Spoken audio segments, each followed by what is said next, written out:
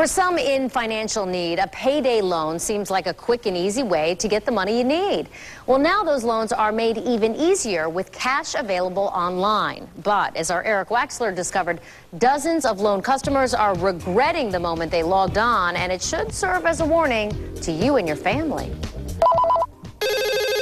The messages are constant. You will be behind bars for 6 months.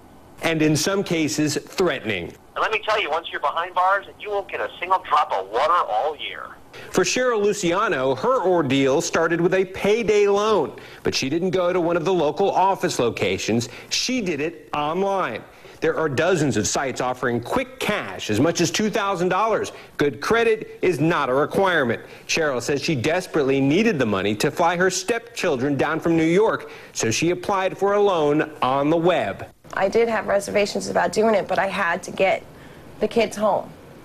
That was my priority. Luciano says she paid back her $300 loan and all the fees, but weeks later, money started disappearing from her bank account. Harassing phone calls followed, demanding even more money. He said he was going to make my life a living hell.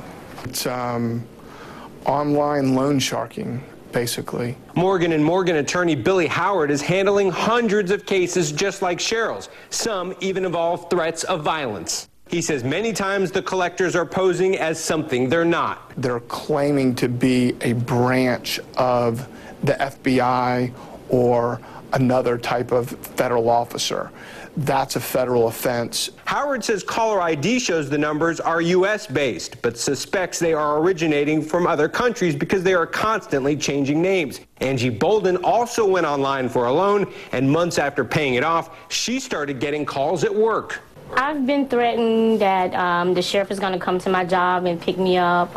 They've even contacted the HR person. Bolden says the collector wouldn't give her an account number or tell her who he was collecting for. Her frustration finally boiled over. Howard says these types of web-based loan companies prey on people in need. Cheryl regrets ever giving out her bank account information, and her best advice is to stay away from them altogether. Do not go on there, find the money somewhere else.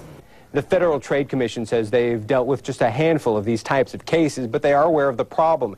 They say, first off, never respond to messages that ask for personal or financial information. They also remind you you're protected by the Fair Debt Collection Practices Act. And they say if you feel like you're being scammed, report it to the state attorney's office or the Federal Trade Commission.